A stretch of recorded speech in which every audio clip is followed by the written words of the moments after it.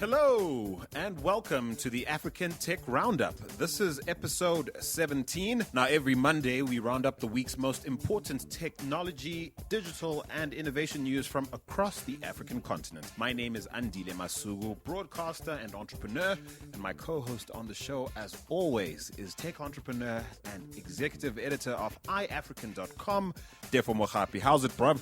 I'm good, just enjoying my banana. Dude is eating on the show. And in the event you're listening in for the first time, my advice is head straight to africantechroundup.com to catch up on what you've been missing out on. And while you're at it, do sign up for our weekly newsletter to get the podcast sent straight to your inbox every Monday. And you can also follow us on Twitter. Our handle is @AfricanRoundup. Give us a shout and would like to know what you think of the show. Stick around because in this week's discussion segment, we discuss the vital importance of data accuracy. Because therefore, did you know that 1 in 6 African males have hunted a lion on foot, killed it with their bare hands, and have used the animal's meat and hide to provide food and clothing for an estimated 583 million women and children? Not a chance. No, you didn't know? Not a chance. We'll be talking why it might be important for data accuracy on the continent to be something we achieve. First, though, this week's African Tech Roundup is supported by our sister podcast, African Tech Conversations, which is produced by the same stellar team which produces this very podcast. Now, the latest installment of the show is definitely worth a listen. It features an insight-filled conversation with Brandon Doyle, the co-founder and CEO of Africa's biggest ICT-focused investment fund, Convergence Partners. Now, Brandon gave me an update on how well Convergence Partners' legacy business portfolio is doing, and that portfolio includes successful investments like CCOM and Dimension Data. And he also told me how he's planning to invest the $200 million odd US that Convergence Partners has managed to woo into its recently closed communication infrastructure fund. Here he is telling me how his career compares to what he dreamt of becoming when he was a kid growing up in Durban. My hope was always to be able to do something that was a combination of financial and creative. Initially, I wanted to be an architect, to be honest. Investing across Africa, there's a significant degree of creativity required because you're creating the opportunities as you go. There's a strong financial bent to it as well, of course, in terms of making sure you're investing in the right things and generating the right returns, have the right risk model. So I'm pretty sure if I was told when I was 8, this is what I'll be doing, I'd be pretty happy with. Now, again, you can listen to the full in-depth chat I had with Brandon, as well as conversations I've had with other leading entrepreneurs and thought leaders from Africa's technology scene, all on African Tech Conversations, which you'll find at africantechroundup.com. Right, it's news time. First up, give it up for Nigeria, which this week earned the honor of being declared the world's fastest growing telecoms market as internet penetration rises to a whopping 88 million. Yeah, I mean, this is insane. Insane in the sense that it's good because it means more opportunities for techpreneurs. This is despite the slow broadband penetration in the country. I mean, it still has a steady and impressive growth rate in mobile internet penetration according to recent statistics from the NCC, which is the Nigerian Communications Commission. And it's reported that as of January this year, the mobile penetration was at 81 million, give or take. As at April this year, the figure rose again to about 86 million, close to 87 million, before hitting the 88 million mark in May this year. People are saying it's probably thanks to the mass migration from feature phones to smartphones. Do you think that's true? I don't think there's probably a few cheap Android handsets, but I don't think you've seen a lot of massive adoption of smartphones, but it will get there. Well, if you have any insights to share with us around why you think internet penetration is growing at such a rapid pace in Nigeria, please give us a shout. To Benin now, where hip-hop musician turned philanthropist Akon and his business partners, and I hope I say this right, Tione Nyang and Samba Batili, have ended their 2-week roadshow promoting the Akon Lighting Up Africa initiative on the continent.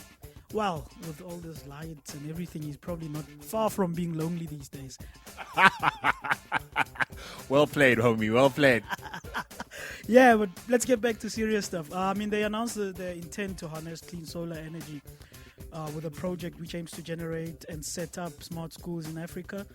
So they talk about electrification first and then education after that. I think it's a good initiative. Electricity is part of the foundation of good economies, and education literally builds on top of that. I like that. Electrification first and then education next. I'm one of those who was a little skeptical when Akon came out with this project on some, I'm going to, basically save Africa and all that. And to his credit, he's really made good on a lot of the things that he set out to do. No doubt, thanks to the model they're using, this public-private partnership model, it seems to be working quite well, and also bringing world-class partners to get the actual job done. They're now present in, 14 countries throughout the continent. That's pretty impressive. Pretty impressive, but the flip side to that is this shouldn't be happening. Governments should be providing these services. Who needs governments when we have hip-hop stars? Or he just came back home because he was lonely. Lots of excitement came out of Kenya this past week following an announcement by Safaricom that developers can now finally apply to use M-Pesa's API. How excited are you, Tefo? This is amazing. This is brilliant. I mean, again, they've just opened it up, so one needs to check what's available, what data you can access, how you can interact with the M-Pesa system. But this opens up application opportunities. This opens up so many possibilities. I'm just excited. Look, of course, they have been quick to remind us all that this is for selected partners and developers. No doubt they'll be handpicking very carefully. It's a big brand they've built here, and they don't want it ruined by trigger-happy developers who don't quite know what they're doing. Come on, just open it up. Let everybody use it.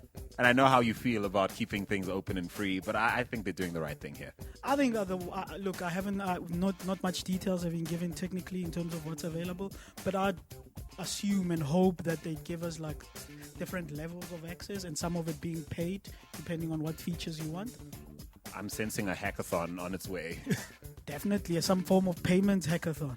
I'm sure they better be paying with the money M-Pesa's rolling in. Anyway, hint M-Pesa. Well, in other news, Facebook continues its march to total world domination, and I don't use those words lightly. It's unveiled its first full-scale drone designed to provide internet access in remote parts of the world. Basically, it's a move that our content producer, Peter Pile, has described as internet.org on steroids. I mean, he's perfect. He sums it up. Can you imagine these? I mean, they say these things have a wingspan of a Boeing 737, and they'll go up into the sky above the normal level that aeroplanes would go during the day. So they chill above the clouds with enough sunlight for their solar panels, and as it gets darker, they sort of descend to a level to hibernate in a way. But can you imagine a sky full of like 737s? It's amazing. It's like science fiction stuff. I'm telling you, and they even have cool names like Aquila. Ooh, Aquila. Look, I mean, Facebook's come out saying that their mission is to connect everybody in the world, and I would not underestimate their intent one bit. They've also said that they'll be testing the aircraft in the US later this year. No doubt their competition, i.e. Google especially, is looking at this going, ooh, market share on its way out the door. Yeah, I mean, they failed. We had what was that? Google Loon or Looney Tunes or whatever it was that fell out the sky into the Kalahari the other day trying to provide internet.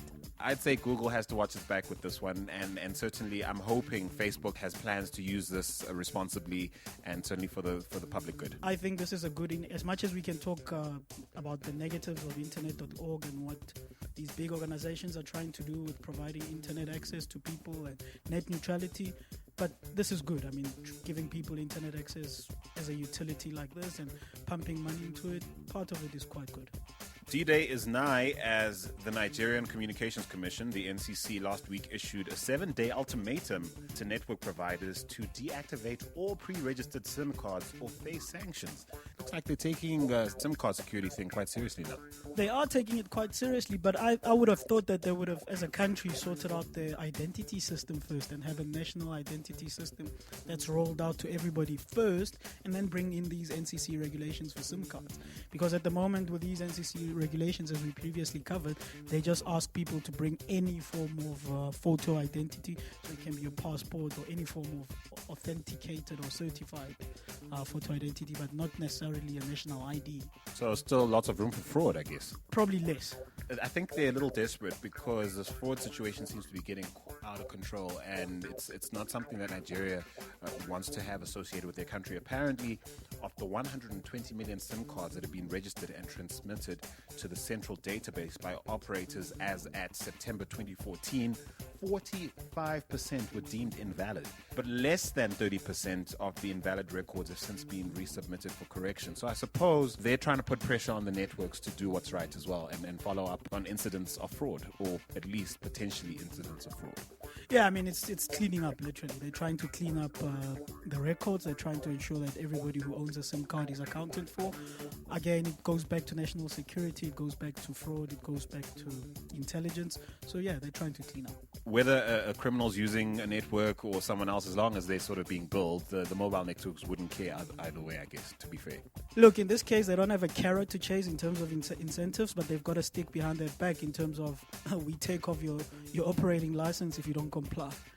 7 days, Joel. You heard, you heard the man. Now, it seems the .Africa case is far from closed. Now, I'll tell you straight up, I'm totally lost in the thicket with this one. What's going on with this? Look, we were supposed to have a .Africa top-level domain, or what we call a TLD, by, I think, last year, 2014, if not early this year. And there's been two parties who've been battling for the rights for this and have been going to court, to ICANN and all sorts of places, and even in public fighting over this. One party is .Connect Africa, which is led by an Ethiopian lady, and they claim that they had the rights to run the .Africa domain. And the other party is a South African organization which runs our local top-level domain, .ZACR. And they also claim that they had the rights to run .Africa because they had letters from, I think, all African countries from the AU proving that they support their bid to run .Africa, because you have to bid with ICANN and prove that countries support you. And now this has been dragging for on and on. And I've even given up. I mean, we were all so excited when this was announced that we're going to have a .Africa top-level domain. And now it's, yeah. So the question comes back again is, who should really control the internet? Pretty unfortunate and quite embarrassing for the continent that even with something we don't own, we can't get it right. Yeah, it's very sad. Makes me sad.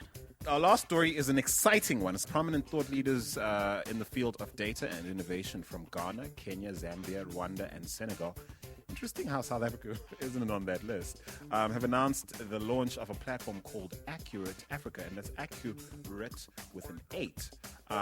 It's a platform that aims to improve the accuracy of data on the continent. Now, they're setting up before the adoption of the Sustainable Development Goals, the SDGs, in New York at the 70th UN General Assembly in September. This is good news. Firstly, yes, it is good news. But to answer your question, why South Africa is not there? Most likely because we've got places like Statistics South Africa, and we've got so many initiatives that are both government-led and citizen-led and private organizations-led that collect and verify and clean data, that such an initiative wouldn't really add much impact to us. I suppose when you consider the level of investment South Africa's made on the rest of the continent, it might be in their best interest as well. And also if you consider the implications on, and maybe this is a great way to start our conversation around the discussion we're having today around why data accuracy is so important.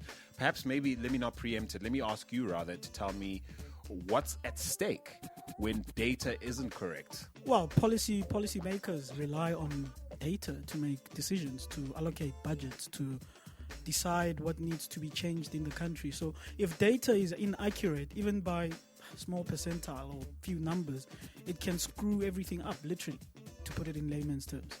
And sometimes it's not even as subtle as that. I mean, this has been floating around the internet for a while. 89% of Zambian women overwhelmingly support domestic violence and corporate punishment. Who comes up with this stuff? Yeah, I mean, it's half-baked statistics, and as well as anecdotes. I mean, somebody once said that anecdotes is where truth goes to die, because people take a few incidents and they come up with numbers, round them off, and come up with percentages and claim that's fact. That proves that it's true. So yeah, this Accurate Africa is definitely welcome as a platform to clean up and collect reliable data so that better decisions can be made. One thinks of last year where there were all these exaggerated growth statistics concerning the Nigerian economy and all this incorrect data around how many people are actually living on the continent. I think I'm beginning to understand how dangerous it is to have all this faulty census data and all these erroneous GDP calculations floating around. It seems we need a full stop to this nonsense. Yeah, we do. And I also think they need to, I don't know how Accurate Africa is going to work, but I think they need to cooperate also with the private sector, because there's a lot of data sitting with banks, sitting with mobile operators, which can be aggregated together with other sources to give you meaningful sort of analysis. Take, for instance, banking data, where banks have people's spending habits. They know the cycles of when people spend what, where. They have all the people's personal records in terms of identification. So in countries where there's no national ID system, the likelihood is that a bank already has somebody's ID photo to recognize them when they want to withdraw money. They already have their signature, they already have their home address, postal address, etc. So, and they already know how much they earn. So that could be co-opted or collaborated into a platform like this. But also things like mobile operators. I mean, we recently had an article on iAfrican where someone wrote about how they used mobile operators recharging data. So how people recharge their prepaid, and they could map the wealth of a country, like, oh, this many wealthy people live in this area because of the amounts they reach. Not wealthy as in millionaires, but in terms of the different levels of income, because these ones recharge regularly and they recharge with higher amounts, where areas in a certain area they recharge maybe cyclically, either weekly because they're a wage earner, they earn wages weekly, or they recharge with very low amounts daily or something like that. So it's very interesting, but accurate data is very key to the continent's growth. So there's chaos that comes when data isn't readily available and certainly isn't accurate, and there's a lot of opportunity that comes out of that. And I'm thinking that there are people who might have a vested interest in keeping us in the dark about exactly what the state of affairs on the continent is. Is thinking like that far-fetched, or do you think there's something there? Well, there's something there. I mean, wherever there's chaos, there's always opportunity for somebody who can see beyond the chaos. So in terms of data, there's a lot of chaos, especially in places like Nigeria and even Ghana, I believe, where there's like lots of data silos, where licensing department will have their own database. Passport department or the passport or internal affairs department will have their own database, and none of those are linked. So that's literally a bit chaotic in terms of you could claim to be someone else on one database and claim to be somebody else on another database. So there are people who've got ulterior motives, because you use that to their advantage. But also, if you're a corporation, this is why it's important for governments to have clear guidelines in a central database. If you're a corporation that's in the business of databases and doing that, it benefits you to have a government that's disorganized, because the more instances of different databases, the more money for you. Unlike when there's one central database where all data is collected centrally, and that means less opportunities for you. But again, this is my conspiracy side of the mind speaking. I suppose even in the private sector, one has to wonder why huge companies with all this rich data aren't collaborating more to make more sense of it. One might assume that it's more profitable for things to stay the way they are. No, definitely it is. I mean, it gives people monopoly. Once you've got... And also, let's not forget that people have worked hard and taken a lot of time and a lot of hustle and a lot of grinding to get that much data in their companies. I'm thinking of banks here, I'm thinking of mobile service providers. To have that kind of data that they have takes a lot of hard work starting from scratch. So, there is something to them not wanting to share it, but I think there is a bit of that data they can share. Well, here's to hoping Accurate gets it right. We'll certainly be watching very closely to see what comes out of it, and hoping that some of the input they provide towards the UN General Assembly will be life-changing to our continent. Accurate is a great platform, as we've been saying throughout this conversation, but also the other thing is you've got data, clean, it's reliable, but now comes the analysis and what decisions you make out of it or what stories you tell from it. Analysis needs very skilled people as well, so you can't just give the data to anyone who's not clued up in the specific area that they're looking at, whether it be agriculture or housing or finance. For example, somebody might see that, I'm going to make a very absurd example, not related to Africa or anything we're talking about, but somebody might see that as every time that Jim Carrey releases a movie, there's a spike in children diagnosed with autism, and they put the two graphs together and like they see that they correlate and go, yep, ban Jim Carrey, he causes autism. So that, which is in statistical or data terms, is correlation without causation. So they might correlate, but one doesn't cause the other. So with the data collection and the reliable data needs to come skilled people who can analyze that data and help policymakers to make better decisions. So this data must not just be taken as it is and handed to unskilled people or even politicians. Sorry to say that, but even politicians who might not be skilled in that area because they might derive the wrong conclusions from it. I'd like to hear from you. What do you think is going to come out of this brand new initiative? What are you hoping is going to come out of this new initiative? What sort of data are you looking forward to getting in absolute accuracy regarding our continent? Also, please do tell us what the most ridiculous statistic you've heard about the African continent, besides the one I shared at the beginning of the show. Please, can we sort out this football age data? Because you've got people who look like they're 50 claiming to be under 21s. Please. Apparently, when you become a football star on the continent, you never age a day past 22. No, there was one. I think it was Samson Siasia in Nigeria who a couple of months or weeks ago celebrated, I think, his 40th wedding anniversary or 30th, but somewhere along those lines. And somebody quickly noted that, wait, he must have been 16 when he was married, given his football age then. Well, I'm tweeting you now. Yeah, but we need accurate data, guys. Please, you know how to get in touch with us at African Roundup on Twitter. Use the hashtag ATRU. And of course, if you'd like an audio comment of yours to feature on a future episode of the show, be sure to use the hashtag ATRU comment, and our team will be on it like white on rice. Now, once again, this week's African Tech Roundup is supported by our sister podcast, African Tech Conversations, which this week features an in-depth chat with co-founder and CEO of Africa's biggest ICT-focused investment fund, Brandon Doyle. To listen to this insight-filled interview I had with Brandon, as well as conversations with other leading entrepreneurs and thought leaders from Africa's technology scene, head straight to africantechroundup.com. Well, until next week, it's cheers from me, Andile Masugu, and Tefo Mohapi. take it easy. Cheers, guys.